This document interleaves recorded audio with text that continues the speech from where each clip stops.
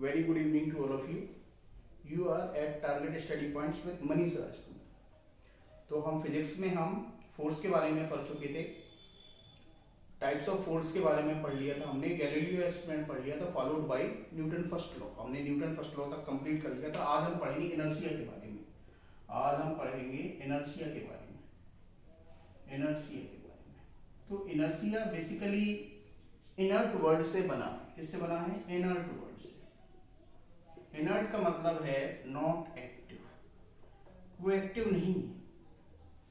वो क्या नहीं है? एक्टिव नहीं है, मतलब उसके अंदर चंचलता नहीं है। अगर एक चीज रुकी हुई है तो वो रुकी ही रहेगी, अगर एक चीज चल रही है तो वो चलती ही रहेगी। चंचलता नहीं है। अगर उसको रुकी वाली चीज को कहोगे आप कि भाई चलो, तो वो मना कर देगी। अगर जो चल रही है जो चीज, उसको अगर आप कहोगे भाई सब रुक जाओ, तो वो रुकेगी नहीं। तो ये है इनर्टनेस, मतलब वो एक्टिव नहीं है। जैसे अगर आपको कहा जाए पढ़ो, तो आप पढ़ोगे नहीं, है ना? पढ़ोगे नहीं आप। 2-3 बार कहा जाए तब भी नहीं आप पढ़ोगे। और एक बार पढ़ने बैठ जाओ तो आपको कहा जाए कि भाई ये काम कर दो, तो फिर आप कहेंगे कि मैं पढ़ रहा हूँ। तो ये है इनर्टनेस, मतलब वो अपने स्टेट को बदलना नहीं चाहता है। इनर्ट का मतलब है अगर वो कोई ऑब्जेक्ट है और वो अगर वो रुका हुआ है तो वो रुका ही रहना चाहता है, वो चलना नहीं चाहता है। मतलब अपने स्टेट को बदलना नहीं चाहता। वो चंचल नहीं है ना, वो चंचल नहीं है। और अगर एक चीज चल रही है तो वो रुकना नहीं चाहती है, चंचल नहीं है ना वो। अगर एक चीज चल रही है तो वो रुकना नहीं चाहती। क्यों नहीं रुकना चाहती? क्योंकि वो इनर्ट है ना? क्योंकि वो क्या है? इनर्ट है। तो अब मैं इसको डिफाइन करता हूं। तो इनर्शिया बेसिकली डेफिनेशन हम लिखते हैं उसकी। इनर्शिया एक्चुअली होता क्या है? Inability of a body. मैं अभी समझाता हूं इसको। Inability of a body to change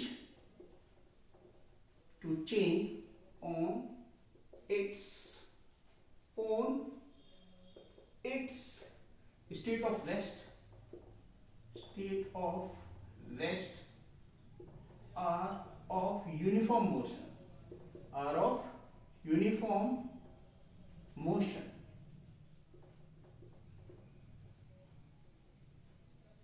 is its inertia। एक छोटी सी सिंपल सी डेफिनेशन है। इनएबिलिटी मतलब असमर्थता। समर्थ नहीं है। किसके समर्थ नहीं है? चेंज के समर्थ। मतलब अगर उसको चेंज करोगे on its own state of rest, अगर स्टेट रेस्ट में है कोई ऑब्जेक्ट और उसको अगर आप चेंज करोगे तो वो सामर्थ्य नहीं है। वो उसका क्या करेगी? विरोध करेगी। अगर वो चल रही होगी, यूनिफॉर्म मोशन से चल रही होगी, तो उसका भी वो क्या करेगी? ये भी एक प्रकार का चेंज है। अगर वो यूनिफॉर्म मोशन में चल रही होगी तो अगर आप उसको रोकोगे तो वो क्या करेगी? इनएबिलिटी, असमर्थता है उसकी। मतलब किसी भी प्रकार के आप चेंज करोगे, अगर रेस्ट में है तो अगर आप रेस्ट से मोशन में लाओगे तो वो उसका क्या करेगी? रेजिस्ट करेगी। अगर चल रही है और उसको आप रोकोगे तो फिर से अगेन वो क्या करेगी? रेजिस्ट करेगी। तो जितना ज्यादा रेजिस्ट किया बॉडी ने, उतना ही उसका इनर्शिया। भाई कोई चीज है, कुछ जैसे ट्रक है, अगर ट्रक को चलाना है तो इनर्शिया ऑफ रेस्ट है, क्योंकि ट्रक पहले रेस्ट में है। अगर एक एग्जांपल ले लूं, एक यहां पर अगर एक एग्जांपल ले लूं, एक ट्रक बना लीजिए। ये मैंने एक ट्रक बना लिया है और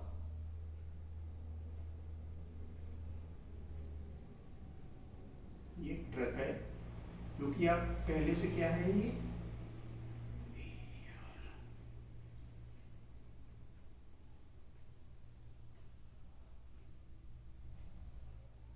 ये ट्रक है जो कि रेस्ट में है। किस में है?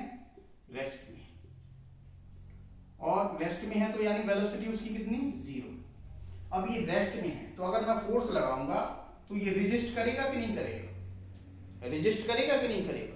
ये इसकी नेचुरल टेंडेंसी है। कोई बॉडी जब तक नहीं चलेगी जब तक उस पर कोई भी एक्सटर्नल फोर्स ना लगाए, तो ये रेजिस्ट कर रहा है कि नहीं कर रहा है? मैं फोर्स लगा रहा हूँ तुरंत थोड़ी ना चल गया, मैं फोर्स लगा रहा हूँ हो सकता है चले ही ना। ये रेजिस्ट कर रहा है अपने स्टेट ऑफ रेस्ट को कि नहीं कर रहा है? ये रेजिस्ट कर रहा है। तो अगर यहीं पर अगर मैं एक कार ले लूं, क्या ले लूं? एक कार ले लूं, ठीक है ना, एक मैंने कार ले ली और उसको धक्का मैं लगा रहा हूं पीछे से, वही फोर्स, जितना फोर्स यहां लगा है तो उतना ही फोर्स मैंने यहां पे लगा दिया, एफ एफ बराबर फोर्स लगा है। यहां पर है क्या? कार है। तो अब आप देखिए इस कार में मैंने फोर्स लगाया, तो ये हो सकता है थोड़ी बहुत चल जाए, आगे चली जाए, थोड़ी बहुत चल जाए, तो इसका इनर्शिया क्या है? कम है as compare to the inertia of truck. अगर ये ट्रक है और ये कार है, और अगर यहां पर मैं एक बाइसिकल भी बना दूं, अगर मैं यहां पर एक बाइसिकल भी बना दूं, तो आप देखिए इन तीनों चीजों में किसका इनर्शिया ज्यादा है और किसका इनर्शिया कम है। अगर मैं इसको फोर्स लगा दूं साइकिल में, अगर मैं फोर्स लगा दूं, ठीक है ना, अगर मैं फोर्स लगा दूं इसमें, एफ फोर्स लगा दूं, तो इसमें अगर ये रेस्ट में है, v इक्वल टू 0 में, सभी रेस्ट में है, तो इनर्शिया ऑफ रेस्ट के बारे में हम बात कर रहे हैं। किसके बारे में बात कर रहे हैं? इनर्शिया ऑफ रेस्ट के बारे में बात कर रहे हैं। अगर ऑब्जेक्ट इनिशियली एट 0 वेलोसिटी पर है, मतलब रेस्ट पे है, स्टेशनरी है, तो इनर्शिया ऑफ रेस्ट है ये। एक और इनर्शिया होता है इनर्शिया ऑफ मोशन, एक और इनर्शिया होता है इनर्शिया ऑफ मोशन। भाई अगर ऑब्जेक्ट रेस्ट में है, जिस पे हम स्टडी कर रहे हैं, जिसको हम ऑब्जर्व कर रहे हैं, तो वो इनर्शिया ऑफ रेस्ट है। अगर ऑब्जेक्ट हमारा मोशन में है, जिसको हम ऑब्जर्व कर रहे हैं, तो वो इनर्शिया ऑफ मोशन है। अब देखो इसने रेजिस्ट किया सबसे ज्यादा कि नहीं किया? इसको सब ये अपने मोशन में नहीं आएगी, ये थोड़ी बहुत मोशन में आएगी, ये बहुत ज्यादा, ये काफी ज्यादा मोशन में आएगी। सो इसका इनर्शिया क्या है? इसका इनर्शिया कम है। इसका इनर्शिया इससे क्या है? इससे ज्यादा है, और इसका इनर्शिया सबसे ज्यादा है। सो मैक्सिमम इनर्शिया की अगर मैं बात करूं, inertia of truck is greater than inertia of car than inertia of cycle, bicycle, ठीक है ना। तो inertia of truck is greater than the inertia of car than inertia of bicycle. So सबसे कम इनर्शिया किसका है? बाइसाइकिल का, क्योंकि उसने अपने स्टेट ऑफ रेस्ट को सबसे कम विरोध किया, उसने सबसे कम विरोध किया है, ठीक है ना भाई। उसने वो रेस्ट में थी, मैंने फोर्स लगाया, तो कोई भी चीज है तो वो रुकी है, तो वो रुकी ही रहना चाहिए, यही इनर्शिया है, यही इनर्शिया है। और अगर कोई चीज चल रही है तो वो चलती ही रहना चाहिए, कब तक? जब तक आपने फोर्स न लगाया। अब जितना ज्यादा इसका रेजिस्टेंस, मतलब अगर रुकी है तो रुकी ही रहो ना, कितना फोर्स पर रुकी रहोगी। अब उतना फोर्स इसमें लगा दें और उतना फोर्स इसमें लगा, तो इसमें ज्यादा वेलोसिटी आ जाएगी, इसमें कम वेलोसिटी आएगी, आएगी कि नहीं आएगी? और हो सकता है उतना फोर्स इसमें लगा है तो चले ही ना। तो अपने स्टेट ऑफ रेस्ट का सबसे ज्यादा रेजिस्ट किसने किया? मैं उसको चलाना चाह रहा था, लेकिन ये अभी भी अपने स्टेट ऑफ रेस्ट में ही रही, तो मैं कहूंगा इसका इनर्शिया ज्यादा है। जिसने ज्यादा रेजिस्ट किया अपने स्टेट ऑफ रेस्ट का, जिसने जितना ज्यादा चेंज, अगर स्टेट ऑफ रेस्ट में हम किसी भी प्रकार का चेंज करें बेसिकली हम चेंज करें, जैसे ये स्टेट ऑफ रेस्ट में थी, अगर मैंने इसको चेंज कर लिया, इसको मैं फोर्स लगा रहा हूं, तो स्टेट ऑफ रेस्ट मोशन में लाने की कोशिश कर रहा हूं, मैं चेंज कर रहा हूं, तो चेंज करने का रेजिस्टेंस, किसका रेजिस्ट करना? चेंज करने का रेजिस्ट। अगर मैं इसको चेंज, अब स्टेट ऑफ रेस्ट में थी, मैं मोशन में लाने की कोशिश कर रहा हूं, तो स्टेट ऑफ रेस्ट से मोशन में ला रहे हैं, उसका इसने कितना रेजिस्ट किया, उसका इस कार ने कितना रेजिस्ट किया, वही उसका इनर्शिया है। अगर मैं इसको रेस्ट से मोशन में ला रहा हूं, तो इस चेंज में इस साइकिल ने कितना रेजिस्ट किया, यही इसका क्या है? इनर्शिया। इसने अगर कम रेजिस्ट किया तो इसका इनर्शिया कम है, इसने अगर कम रेजिस्ट किया तो इसका कम इनर्शिया है। अगर इसने ज्यादा रेजिस्ट किया, मतलब अगर वो वेलोसिटी उसकी बहुत कम आई है या आई ही नहीं है, तो हम क्या बोलेंगे कि भाई इसका इनर्शिया क्या है? ज्यादा है। भाई किसका रेजिस्ट करना? चेंज का रेजिस्ट करना। अगर किसी ऑब्जेक्ट अगर वो रुकी है, तो अगर उसको मैंने फोर्स लगाया, तो मैं अब मोशन में लाने की कोशिश कर रहा हूं, रेस्ट से मोशन में लाने की कोशिश कर रहा हूं, तो वो रेजिस्ट कर रहा होगा। तो अगर जिसने ज्यादा रेजिस्ट किया उसी का ज्यादा इनर्शिया। तो ये बात हो गई इनर्शिया ऑफ रेस्ट के बारे में। अब इनर्शिया ऑफ मोशन पे आ जाइए आप, इनर्शिया ऑफ मोशन पे आ जाइए।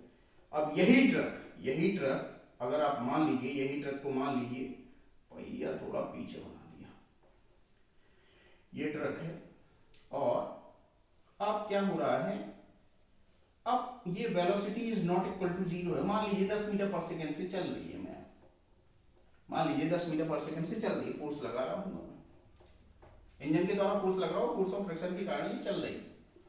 अब देखो, अगर मैं इसको यहां से फोर्स लगाऊं, एफ फोर्स लगाऊं, ठीक है, लगा दिया मैंने एफ फोर्स यहां से, ये ट्रक है, इसकी वेलोसिटी कितनी है, 10 मीटर पर सेकेंड से चल रही है।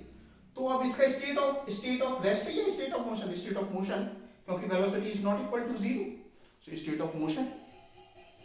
अब ये स्टेट ऑफ मोशन में ही रहना चाहती है। अब मैं क्या कर रहा हूं, उसको फोर्स लगा रहा हूं, फोर्स कर रहा हूं, तो मैं क्या कर रहा हूं, उसको चेंज करने की कोशिश कर रहा हूं। किसको चेंज करने की कोशिश कर रहा हूं, इसके मोशन में चेंज लाने की कोशिश कर रहा हूं, इसको state of rest, state of motion से स्टेट ऑफ रेस्ट में लाने की कोशिश कर रहा हूं। किसी भी प्रकार का बेसिकली चेंज कर रहे हैं तो वो उसका क्या करेगी, रेजिस्ट करेगी, और जिसने जितना ज्यादा चेंज का रेजिस्ट किया उसका उतना ही ज्यादा इनर्शिया। किसका रेजिस्ट, चेंज करने का रेजिस्ट। भाई आप ये मोशन में थी, आप इस 10 मीटर पर सेकेंड से अगर आप फोर्स लगाएंगे तो इसकी वेलोसिटी में या तो बढ़ सकती है या घट सकती है। फोर्स लगाएंगे तो या बॉडी एक्सेलरेट हो सकती है या रिटार्ड हो सकती है।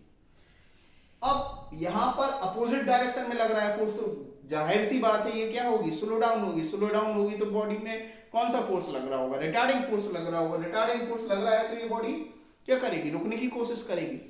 तो मैंने ये फोर्स लगाया, इसके कारण इसकी स्टेट ऑफ मोशन में चेंज आ रहा है, तो उसका इसने कितना विरोध किया, जो चेंज है उसका इसने कितना विरोध किया। On applying force F on truck, the amount of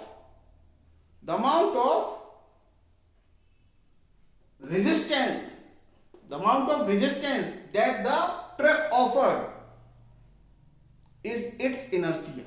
कितना उसने उस चेंज का रेजिस्ट किया, वही उसका क्या है, इनर्शिया है। अब 10 मीटर पर सेकंड से आ रही है ये, अगर यहीं पे अगर मैं साइकिल रख देता 10 मीटर पर सेकंड से आ रही है तो मैं उसको ऐसे खड़ा कर लूँ, पकड़ लूंगा तो वो आगे नहीं जाएगी, मेरा एक्सीडेंट नहीं होगा। और यहाँ पे अगर मैं ट्रक को ऐसे पकड़ लूँ, ऐसे फोर्स लगा दिया मैंने, यहाँ से ट्रक आ रहा था, मैंने ऐसे 10 मीटर पर सेकंड से आ रहा था, 10 मीटर पर सेकंड से आ रहा था, तो मैंने फोर्स लगा दिया तो मेरे ऊपर चढ़ जाएगा, रुक थोड़ी ना जाएगा भाई। तो इसका इनर्शिया ज्यादा है, इनर्शिया ऑफ मोशन इसका क्या है, ज्यादा है as compare to the inertia of bicycle. अगर ये बाइसिकल है, अगर ये साइकिल है, तो अगर ये क्या है, बाइसिकल है, ये अगर साइकिल है तो इसको साइकिल बना लीजिए, है ना। तो ये देखिए आप, अगर ये भी 10 मीटर पर सेकंड से चल रही थी, ये कितने मीटर पर सेकंड से, 10 मीटर पर सेकंड से चल रही थी, तो अगर मैंने आगे से फोर्स लगाया, आगे से मैंने क्या लगा दिया, फोर्स लगा दिया, इसमें कितना फोर्स लगाया, 10 न्यूटन का फोर्स लगाया, तो ये रुक जाएगी, ये रुक जाएगी, है ना। और ये ट्रक रुक जाएगा क्या, नहीं रुकेगा। तो यानी इसका एनर्जी ऑफ मोशन क्या है, ज्यादा है as compare to the energy of bicycle. तो इनर्शिया बेसिकली अब हम देख रहे हैं कि भाई इनर्शिया का कुछ ना कुछ रिलेशन है किससे, मास से। इन जनरल हम कह सकते हैं कि heavier object have greater inertia as compare to lighter object. आप कह सकते हैं, बिल्कुल कह सकते हैं, ठीक है ना। मैं क्या कह रहा हूं, heavier object have greater inertia than a lighter object. Heavier object has greater inertia than a lighter object. आप स्टार डाल के आप इसको नोट कर सकते हैं। इन जनरल आप कह सकते हैं, in general heavier object have higher inertia than lighter object। तो जितना ज्यादा हैवियर ऑब्जेक्ट है, ये अब एक रिलेटिव टर्म है, ये इनर्शिया इस बॉडी का उससे ज्यादा है, तो ये रिलेशन में कि इसका बॉडी का इनर्शिया उस बॉडी से ज्यादा है। ऐसे नहीं कह सकते इसका इनर्शिया ज्यादा है, ऐसे नहीं कह सकते कि इसका इनर्शिया ज्यादा है। किससे ज्यादा है, ऐसे आप थोड़ी ना कह सकते ये बड़ा है। किससे बड़ा है, उससे बड़ा है। ऐसे थोड़ी ना कह सकते ये मोटा है, किससे मोटा है, उससे मोटा है। तो ये रिलेटिव टर्म है, ठीक है ना। आप और भी डिफाइन कर सकते हैं कि हर एक बॉडी की नेचुरल टेंडेंसी होती है। भाई किसी भी बॉडी की, हर एक बॉडी की नेचुरल टेंडेंसी होती है। आपको ही अगर कोई कहे कि भाई अगर आपकी कल कोई क्लास नहीं है तो आप अगर लेटे तो आप लेटे ही रहेंगे। भाई एक्टिवनेस नहीं है ना, तो वही तो इनर्ट है, वही तो इनर्शिया है। सोते रहना चाहते हैं आप, कब तक सोते रहना चाहते हैं, जब तक आपको आपके फादर क्या ना बोले, पढ़ो पढ़ बेटा पढ़ बेटा पढ़ बेटा, तब तक आप क्या रहे, ऐसे डले रहेंगे, इनर्ट डले रहेंगे। आप क्या नहीं करेंगे, पढ़ेंगे नहीं। तो मतलब आप ढीठ हैं, क्या है आप, ढीठ हैं। कुछ लोग ज्यादा ढीठ होते हैं, कुछ लोग कम ढीठ होते हैं। जो ज्यादा ढीठ होते हैं वो, उनका ज्यादा रेजिस्टेंस होता है, किसका, चेंज का। मतलब आप सो रहे हैं तो आपको फोर्स किया जा रहा है कि भाई पढ़ पढ़ पढ़, लेकिन आप नहीं पढ़ रहे हैं। कुछ लोग होते हैं एक बार कहा पढ़ने लगते हैं, तो उनका एनर्जिया कम है। और जो ज्यादा ढीठ है उनका एनर्जिया ज्यादा है, उनका एनर्जिया ज्यादा है। और अगर एक और कुछ लोग होते हैं जो मोशन में होते हैं, ये तो इनर्शिया ऑफ रेस्ट हो गया, मेरा एग्जाम्पल है। तो अब इनर्शिया ऑफ मोशन में अगर आप देखें, अगर एक बॉडी पढ़ रही है, चलो एक बच्चा क्या कर रहा है, पहले से ही पढ़ रहा है, क्या कर रहा है, पहले से ही पढ़ रहा है। अब उसके फादर आए, उन्होंने कहा बेटा वो उठा दो, तो लड़ गया मैं पढ़ रहा हूं। ये क्या है, चेंज का विरोध किया ना उसने। मतलब वो पढ़ रहा था तो अब वो पढ़ नहीं चाहता है, अब वो और दूसरा काम नहीं करना चाहता है। ये क्या है, ढीठनेस है, ढीठ है ना वो। अब कुछ लोग ऐसा होते हैं कि 4-5 बार फादर ने बोला होगा कि भाई उठा दो उठा दो उठा दो, तब भी नहीं उठा रहा है, तो उसका एनर्जिया ज्यादा है। और एक दूसरी बार में अगर किसी ने कह दिया तो उसका एनर्जिया कम। हाँ उसने कहा चलो मैं उठा देता हूँ, पढ़ रहा हूँ कोई बात नहीं है, लेकिन मैं उठा देता हूँ वो चीज। और कुछ लोगों को कहते रहो वो उठाएंगे ही नहीं, मतलब उनका एनर्जिया सबसे ज्यादा है। बढ़िया है भाई। जो जितना ज्यादा इनर्ट, उसका उतना ही ज्यादा क्या, इनर्शिया। किसका विरोध करेगी, चेंज का विरोध करेगी। तो मैं एक और डेफिनेशन लिखा देते हैं, natural tendency of a body, natural tendency of a body to resist the change in its state of rest or of uniform motion is its inertia, ठीक है ना। नेचुरल टेंडेंसी होती है, कोई बॉडी अगर रखी हुई है तो वो रखी इसी अवस्था में रहना चाहती है। अगर उसको धक्का मारोगे तो वो उसका क्या करेगी, विरोध करेगी, क्या करेगी, रेजिस्ट करेगी। किसका रेजिस्ट करेगी, चेंज का रेजिस्ट करेगी। हर एक ऑब्जेक्ट की क्या होती है, नेचुरल टेंडेंसी होती है। तो अपने स्टेट को मेंटेन करने के लिए क्या करेगी, रेजिस्ट करेगी। चेंज का, बदलाव का क्या करेगी, रेजिस्ट करेगी। रेजिस्ट करेगी कौन, बॉडी रेजिस्ट करेगी अपने स्टेट ऑफ रेस्ट का या स्टेट ऑफ यूनिफॉर्म मोशन का। यही उसका क्या होता है, इनर्शिया। जिसने ज्यादा रेजिस्ट किया किसका, चेंज का, उसी का ज्यादा इनर्शिया। तो इनर्शिया की कहानी खत्म हो गई भाई साहब। इनर्शिया बस इतना ही है, इनर्शिया, इससे ज्यादा कुछ नहीं है इनर्शिया। अगर आप छोटी सी बॉल ले लो, टेनिस की बॉल, और एक फुटबॉल ले लो, एक बड़ी सी फुटबॉल ले लो, तो अगर आपने फोर्स लगाया इसमें, उतना ही फोर्स इसमें लगाया, 10 न्यूटन का फोर्स इसमें लगाया और 10 न्यूटन का फोर्स इसमें लगाया, ठीक है ना भाई साहब। ये बॉल है, ये क्या है, फुटबॉल है। ये क्या है, फुटबॉल है। ये देखो मैं फुटबॉल बना रहा हूँ, ठीक है ना। ये देखो क्या है, फुटबॉल है। ये क्या है, फुटबॉल है, ठीक है ना। ये फुटबॉल है। तो ऐसी फुटबॉल थी। अब देखो मैं क्या कर रहा हूं, इस फुटबॉल में 10 न्यूटन का फोर्स यहां पे लग रहा है, 10 न्यूटन का फोर्स यहां पे लग रहा है। ये इनिशियली क्या थी, रेस्ट में थी। ये भी इनिशियली क्या थी, रेस्ट में थी। ये क्या थी, रेस्ट में थी। ये कंप्लीट कर लेते हैं भाई। ये इनिशियली क्या थी, रेस्ट में थी।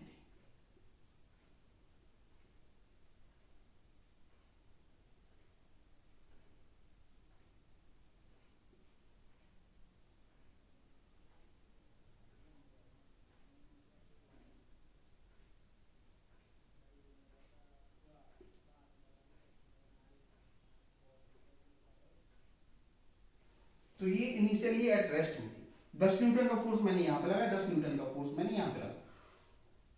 अब हो सकता है इसकी वेलोसिटी, मैंने फोर्स लगाई तो इसकी वेलोसिटी कितनी होगी, 10 मीटर पर सेकेंड होगी।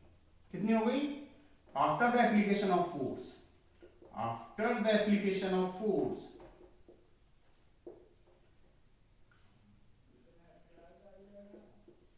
फोर्स ऑफ फोर्स, उसकी वेलोसिटी क्या होगी, इतनी होगी।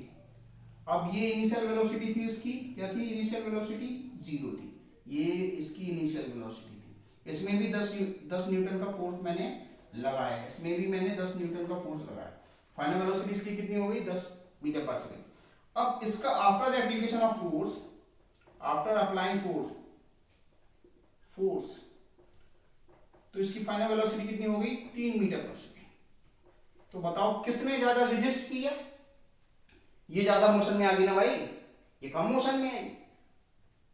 तो ये रेस्ट के काफी करीब है और ये रेस्ट के काफी दूर है इसके कंपैरिजन में। नहीं तो नंबर लाइन बना लो। अब ये 0, ये 0 मीटर पर सेकेंड है, ये 1 है, ये 2 है, ये 3 है, ये 4, ये 5, 6, 7, 8, 9, 10। तो देखो फुटबॉल कहां तक आ गई, ये फुटबॉल है ना। तो फुटबॉल देखो कहां तक आ गई, यहां रेस्ट से देखो यहां तक आ गई, यहां तक आ गई। और जबकि देखो टेनिस बॉल कहां तक है, कहां आई है टेनिस बॉल, देखो कहां है टेनिस बॉल, देखो कहां है, यहां पर है। तो फुटबॉल कहां पर है, यहां पर है। फुटबॉल कहां पर है, यहां पर है। तो ये रेस्ट की पोजीशन है। तो रेजिस्ट किसने किया, चेंज का रेजिस्ट किसने किया भाई, ये रेस्ट में थी और ये मोशन में आ रही है। तो सबसे ज्यादा रेजिस्ट किसने किया, इससे और इन दोनों में से किसने ज्यादा रेजिस्ट किया, फुटबॉल ने ज्यादा रेजिस्ट किया, क्योंकि इसकी वेलोसिटी कम है। ये यहां पर है फुटबॉल, है ना। और ये क्या है, ये टेनिस बॉल है। ये क्या है, टेनिस बॉल है। टेनिस बॉल की स्पीड है ना, ये टेनिस बॉल की वेलोसिटी है ना ये। तो टेनिस बॉल ने क्या किया है, ज्यादा रेजिस्ट नहीं किया है। फुटबॉल ने क्या किया है, ज्यादा रेजिस्ट किया है, इस वजह से तो उसकी वेलोसिटी कम है। तो सिंपली आप देख सकते हैं कि किसने ज्यादा रेजिस्ट किया और किसने कम रेजिस्ट किया है। ठीक है, अब इसको मिटाते हैं और आगे बढ़ते हैं तो इनर्शिया के बारे में आपने पढ़ लिया। अब मेरे को थोड़ा सा एक चीज आपसे डिस्कस करनी है। चलो एक उसके पहले हम एक और चीज देखते हैं। Galileo law of inertia, law of inertia. तो गैलीलियो लॉ ऑफ इनर्शिया क्या कहता है, अगर कोई चीज रुकी है तो वो रुकी ही रहना चाहती है, मतलब चलेगी नहीं।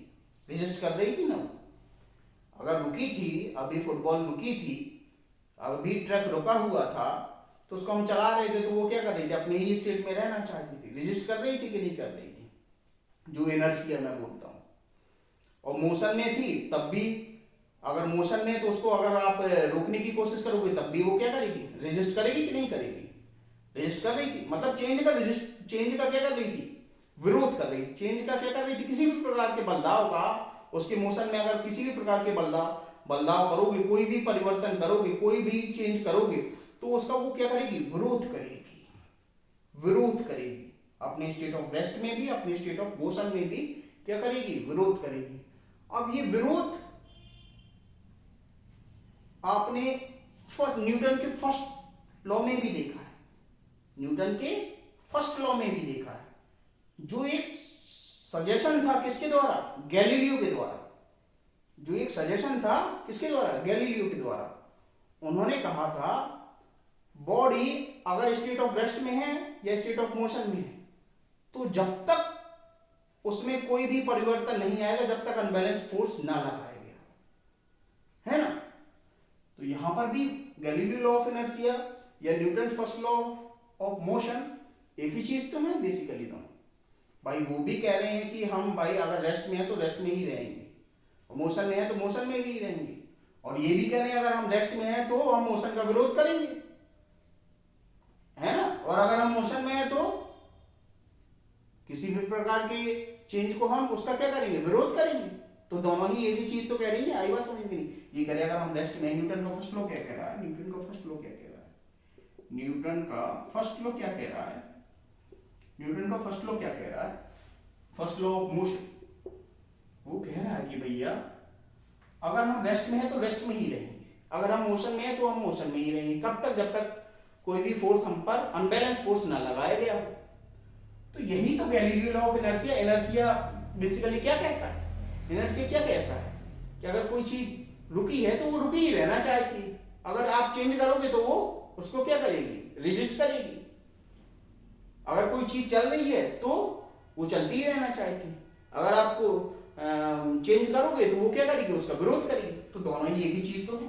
सो these are the both are the same, Galileo law of inertia या हम न्यूटन्स लॉ ऑफ मोशन बोल सकते हैं, दोनों ही एक ही चीज है। और basically Newton first law of motion वो गैलीलियो की सजेशन से बना था, तो एक ही चीजें हैं ये। तो आप कई बार हम न्यूटन फर्स्ट लॉ को हम लॉ ऑफ इनर्शिया भी बोलते हैं। हम क्या बोलते हैं? लॉ ऑफ इनर्शिया या law of inertia, Galileo's law of inertia. Newton first law को हम कई बार क्या बोलते हैं? लॉ ऑफ इनर्शिया, क्योंकि दोनों ही एक चीज है। अभी मैंने बताया कैसे है दोनों एक चीज, ठीक है ना। So you should know it कि Newton first law of motion या लॉ ऑफ इनर्शिया बोथ दोनों ही एक ही चीजें हैं, एक ही चीजें हैं मेरे भाई, एक ही चीजें हैं। अब आते हैं आगे बढ़ते हैं, आगे बढ़ते हैं। अब बहुत सारी चीजें आपने पढ़ी हैं, थोड़ा सा मैं अगर रिकैप कर दूं, शायद आपने भूल गए हूं। देखो एक ही चीज में सारी चीजें आप अप्लाई कर लो और वहीं से सब चीजें आ जाएंगी। देखो अगर ये डस्टर है और ये रेस्ट में है तो net external force on the system is 0, मतलब इसमें रिजल्टेंट फोर्स क्या है? 0 है। एक डस्टर रखा हुआ है, डस्टर रखा हुआ है, ये रेस्ट में है। अगर ये रेस्ट में है तो इसमें अनबैलेंस फोर्स की मैग्नीट्यूड क्या होगी? ये अनबैलेंस फोर्स बहुत ही इंपॉर्टेंट है। फोर्स की मैग्नीट्यूड क्या होगी? 0 होगी अगर ये रेस्ट में है। अगर ये रेस्ट में है, V इक्वल टू 0 है, तो इसमें अनबैलेंस फोर्स की मैग्नीट्यूड क्या होगी? F इक्वल टू 0 होगी। या रिजल्टेंट फोर्स की मैग्नीट्यूड क्या होगी? रिजल्टेंट फोर्स की मैग्नीट्यूड क्या होगी? फोर्स की मैग्नीट्यूड क्या होगी? 0, क्योंकि ये रेस्ट में है, क्योंकि ये रेस्ट में है। या बैलेंस फोर्स की मैग्नीट्यूड क्या होगी? सिस्टम बैलेंस होगा कि अनबैलेंस होगा? भाई बैलेंस होगा, तभी तो मोशन में नहीं है, तभी तो मोशन में नहीं है भाई। फोर्स 0 है, जब वेलोसिटी 0 है, रेस्ट में है वो, तो सिस्टम कैसा है? बैलेंस है कि नहीं है? Balance force.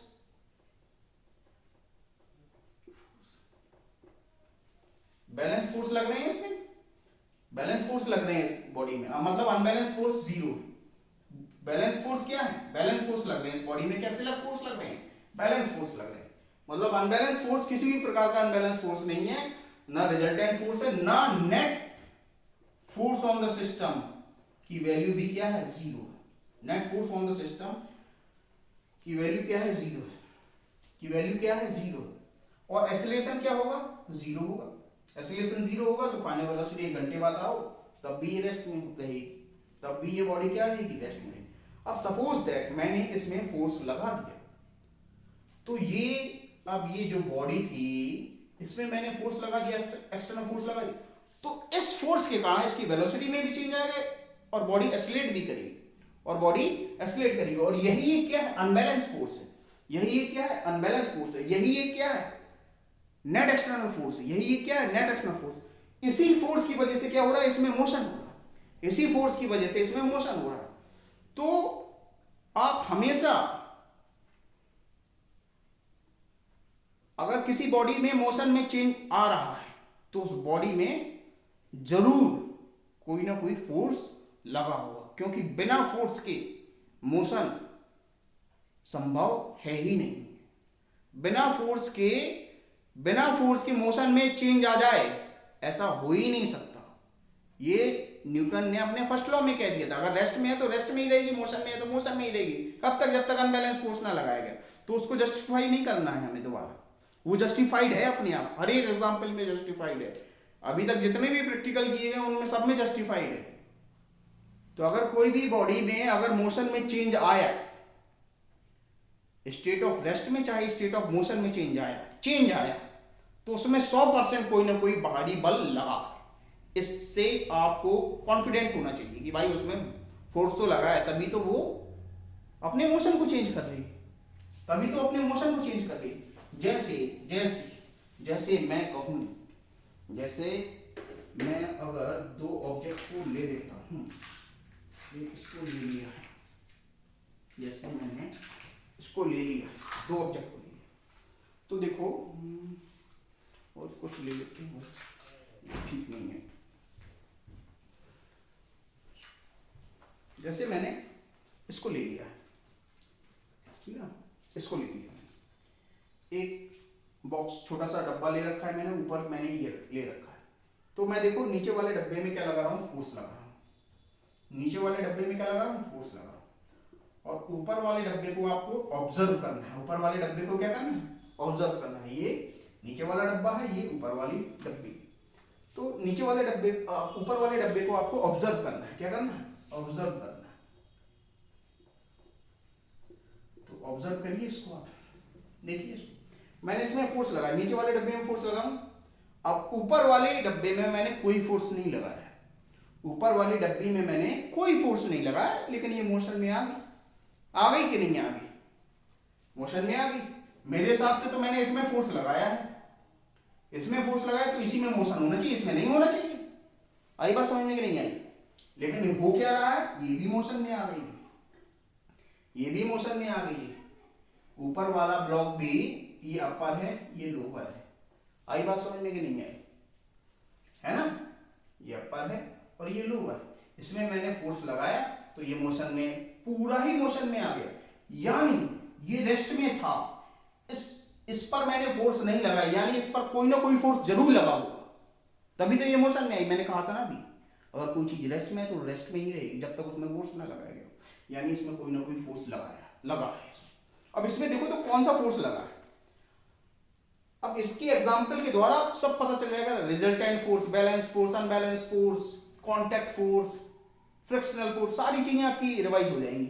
न्यूटन का फर्स्ट लॉ, इनर्शिया, सब चीजें रिवाइज हो जाएंगी आपकी इसी एग्जाम्पल में, एक ही एग्जाम्पल में सब चीजें आ जाएंगी, कोई याद करने की जरूरत नहीं है। तो इसमें मैंने फोर्स लगाया तो इसी में मोशन होना चाहिए, लेकिन इसमें मोशन क्यों हुआ, यानी इसके बीच में कोई ना कोई फोर्स लग रहा है।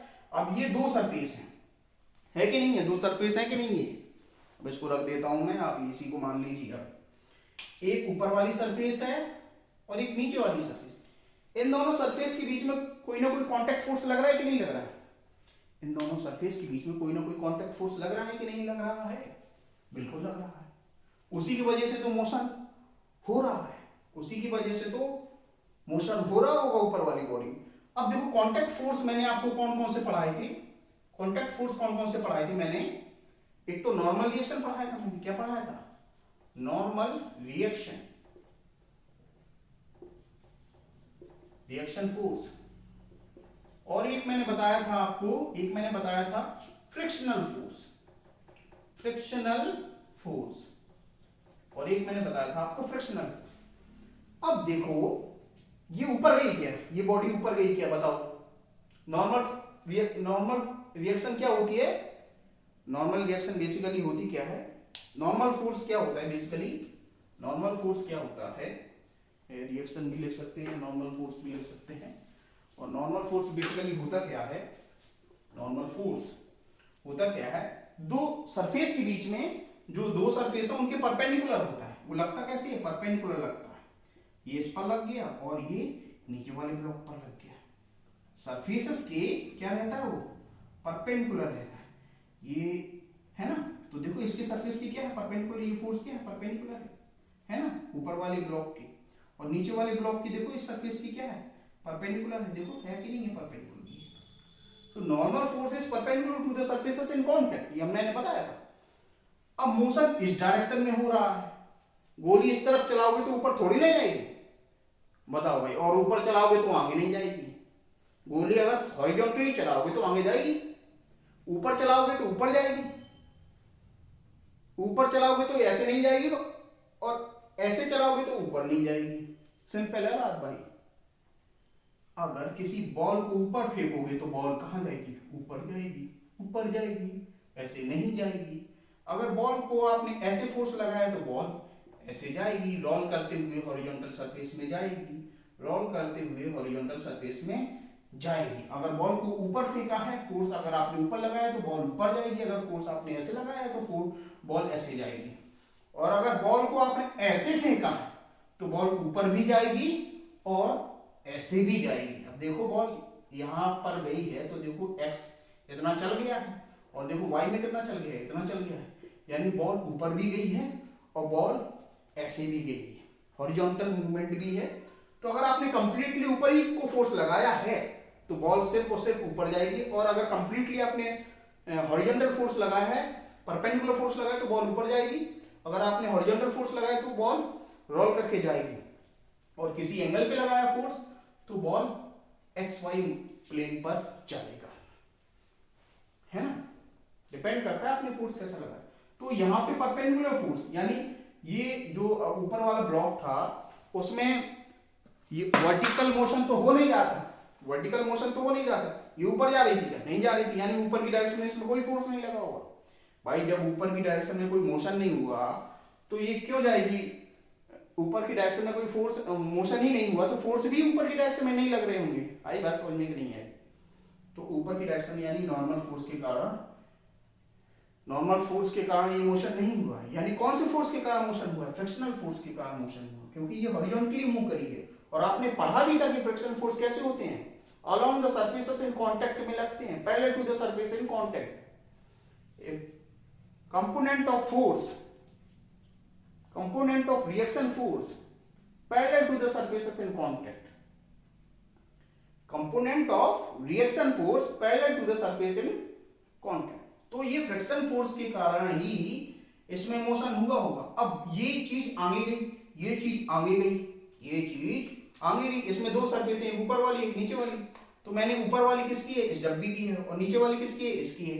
तो ऊपर वाले सरफेस में फ्रिक्शन कहां पे लगा होगा आप बताइए, जब वो आगे गई तो आगे की तरफ फ्रिक्शन लगा होगा कि नहीं लगा होगा बॉडी में, तो फ्रिक्शन कहां पे लगा होगा, फ्रिक्शन कहां पे लगा होगा भाई बताइए, फ्रिक्शन कहां पे लगा होगा, फ्रिक्शन कहां पे लगा होगा, friction will be in forward direction. Friction की डायरेक्शन क्या होगी, इस ऊपर वाले ब्लॉक में अगर मैं ऊपर वाला ब्लॉक बनाऊं तो इसमें फ्रिक्शन कहां पे लगा होगा, एफ, तो फ्रिक्शन इस डायरेक्शन में लगा। तो नीचे वाले ब्लॉक में जो लोअर है उसमें फ्रिक्शन की डायरेक्शन क्या होगी, इस तरफ, एफ है। फोर्स मैंने कहां लगाया था, इसमें, और इस फ्रिक्शन के कारण ही बॉडी में क्या हो रहा है, मोशन हो रहा है। सो फ्रिक्शन मोशन का विरोध नहीं करता है, फ्रिक्शन किसका विरोध करता है, रिलेटिव मोशन का विरोध करता है। फ्रिक्शन किसका विरोध करता है, रिलेटिव मोशन। अभी देखो ना फ्रिक्शन के कारण ही इसमें मोशन हो रहा है कि नहीं हो रहा, ऊपर वाले ब्लॉक में सिर्फ एक फ्रिक्शन ही है जो इसको मोशन करवा रहा है। नॉर्मली नॉर्मल फोर्स के कारण तो मोशन हो नहीं रहा है, किसके कारण हो रहा है, फ्रिक्शन फोर्स के कारण ही मोशन हो रहा है इस ब्लॉक में। सो फ्रिक्शन रिलेटिव मोशन का अपोज करता है, मोशन का अपोज नहीं करता है। अभी देखो फ्रिक्शन के कारण ही यहां पर मोशन हो रहा था, and we are able to walk on the surface of the earth because of friction, because of only friction. If there would be no friction we will not be able to walk on the surface of the earth. So friction के कारण motion होता है, और friction motion करवाता है, करवा रहा है ना, यहाँ पे फ्रिक्शन मोशन करवाता है, देखो करवा रहा है, यहाँ पे फ्रिक्शन नहीं करवाया इसको, अगर फ्रिक्शन ना होता तो मोशन नहीं होता, तो मोशन नहीं होता, बिल्कुल नहीं होता। आई बात समझ, फ्रिक्शन मोशन करवाता है, यस करवाता है। फ्रिक्शन किसका अपोज करता है, रिलेटिव मोशन का सर अपोज करता है। अगर मैंने इस पे फोर्स लगाया तो इसकी वेलोसिटी बढ़ी होगी, इसकी वेलोसिटी बढ़ी होगी, इसकी वेलोसिटी बढ़ी होगी।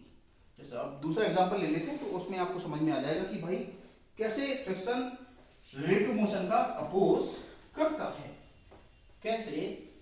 तो अभी देखो आपने आज क्या क्या चीजें पढ़ ली, आपने नॉर्मल रिएक्शन पढ़ लिया, कांटेक्ट फोर्स पढ़ लिया। भाई नॉर्मल रिएक्शन और फ्रिक्शन फोर्स ये दोनों हैं क्या, कांटेक्ट फोर्सेस हैं। कांटेक्ट फोर्स पढ़ लिया आपने, रिजल्टेंट फोर्स पढ़ लिया आपने, बैलेंस फोर्स पढ़ लिया आपने, अनबैलेंस फोर्स पढ़ लिया आपने, ये सब चीजें पढ़ ली कि नहीं पढ़ ली। अब देखो फ्रिक्शन किसका अपोज करता है, अगर ये ब्लॉक है resting on A horizontal rough surface, resting on A horizontal rough surface, अगर ये 10 मीटर पर सेकेंड से चल, तो दो सरफेसेस हैं इसमें। देखो कौन कौन सी सरफेस है, एक ऊपर वाली सरफेस है, मैं इसको नाम दे देता हूं 1, सरफेस 1, और इसको 2, ताकि आप मिसगाइड ना हो। मैंने इसको सरफेस 1 दे दिया है और सरफेस 2 दे दिया। अब जैसे ये चल रही होगी तो 1 और 2 के बीच में क्या होगा, 1 और 2 के बीच में क्या होगा, क्या होगा 1 और 2 के बीच में, बताओ भाई, रिलेटिव मोशन होगा कि नहीं होगा? एक की अपेक्षा दूसरी चल रही होगी, एक की अपेक्षा दूसरी चल रही होगी। तो फ्रिक्शन की अगर मैं डायरेक्शन के बारे में बात करूं तो फ्रिक्शन हमेशा रिलेटिव मोशन का पोज करता है। वो चाहता है दोनों के बीच में मोशन ना हो, या तो दोनों साथ साथ चलें या दोनों ना चलें, ये एक ही तरीके से हो सकता है। भाई इस सरफेस और इस सरफेस के बीच की दूरी ना घटे ना बढ़े, वैसे ही रहे जैसे साथ साथ चले या तो ना चले। भाई अगर वेलोसिटी 0 हो जाएगी तो कोई नहीं चलेगा, ना ये चलेगी ना ये चलेगी, तब कोई दिक्कत नहीं। अगर ये 10 मीटर पर सेकंड से चल रही है और ये सरफेस 2 भी 10 मीटर पर, हमारी पृथ्वी भी 10 मीटर पर सेकंड से चलने लगे, तब भी रिलेटिव मोशन नहीं होगा दो सरफेस के बीच में। मैं चल रहा हूं, बस भी चल रही है, तो रिलेटिव मोशन सरफेस के बीच में हुआ क्या? नहीं हुआ।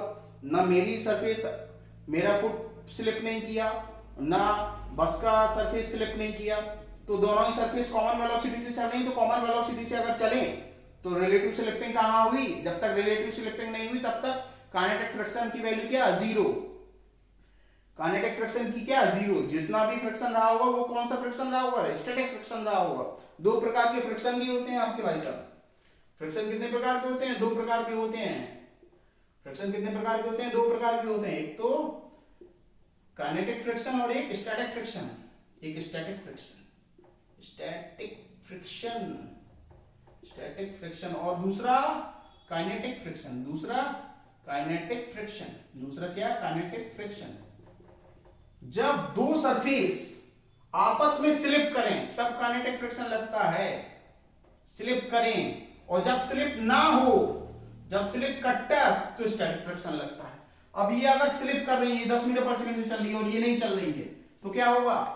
तो क्या होगा? स्लिप होगा कि नहीं होगा? स्लिप बिल्कुल होगा। और स्लिप होगा तो क्या होगा? स्लिप होगा तो कौन सा फ्रिक्शन लगेगा? काइनेटिक फ्रिक्शन लगेगा। यानी यहां पे कौन सा फ्रिक्शन लगेगा? काइनेटिक फ्रिक्शन लगेगा। अब काइनेटिक फ्रिक्शन इस तरीके से लगेगा इनकी सरफेस पर। कहां पर लगेगा? इनकी सरफेस पर। और कैसे लगेगा? Parallel to the surfaces in contact. तो इस तरीके से लगेगा कि ये दोनों चलना बंद कर दें। तो आगे वाली, ऊपर वाली जो सरफेस थी वो ये है, ऊपर वाली सरफेस थी वो ये है, ऊपर वाली। तो ऊपर वाली ऐसे जा रही, तो इसमें फोर्स किस तरफ लगना चाहिए? बेसिकली इस तरफ लगना चाहिए, फोर्स ऑफ फ्रिक्शन। तो इसकी वेलोसिटी घट जाएगी ना, 10 मीटर पर सेकंड से फोर्स यहां पे लगेगा तो घट जाएगी ना वेलोसिटी। नीचे वाली या तो ऊपर वाली घट जाएगी, वेलोसिटी घट जाए तो देखो ये रेस्ट में आ जाएगी, और ये रेस्ट में पहले से ही है। यानी इनकी ये वेलोसिटी क्या करना है? बराबर करना है। तो रिलेटिव मोशन नहीं होगा मेरे भाई, है ना। या तो क्या करूं मैं, इसकी जो नीचे वाली सरफेस है, इसकी वेलोसिटी क्या कर दूं? बढ़ा दूं। ये 0 है, अभी ग्राउंड आपकी क्या है? 0 स्टेट में। तो इस पर फ्रिक्शन किस तरफ लगेगा? आगे की तरफ। तो ये वाला फ्रिक्शन फोर्स इसकी वेलोसिटी बढ़ा रहा होगा और इसकी वेलोसिटी घटा रहा होगा, तभी तो दोनों की वेलोसिटी क्या होगी? बराबर होगी। तो ये इसको घटा दो और इसको क्या कर दो? बढ़ा दो, तभी तो बराबर होगी, तभी तो स्लिप नहीं करेगा, तभी तो स्लिप नहीं करेगा। भाई आप तौलते हैं, बीम बैलेंस में तौलते हैं, तो या ये नीचे जाता है या ये ऊपर जाता है, तो आप क्या कर सकते हैं? क्या तो इसमें और रख दो, अगर ये ऊपर जा रहा है तो इसमें और रख दो, या इससे घटा दो, यही तो करोगे। या इसकी वेलोसिटी को क्या कर दो? घटा दो, या इसकी वेलोसिटी को बढ़ा दो, ग्राउंड की वेलोसिटी को बढ़ा दो। आई बस समझ। तो रिलेटिव स्लिपिंग नहीं होगी, और रिलेटिव स्लिपिंग नहीं होगी तो काइनेटिक फ्रिक्शन नहीं लगेगा। उस समय कौन सा फ्रिक्शन लगेगा? उस समय कौन सा फ्रिक्शन लगेगा? स्टैटिक फ्रिक्शन लगेगा। अब स्टैटिक फ्रिक्शन और काइनेटिक फ्रिक्शन के बारे में डिटेल में आप कल पढ़ेंगे, तो इतना ध्यान रखना चाहिए। Thank you very much.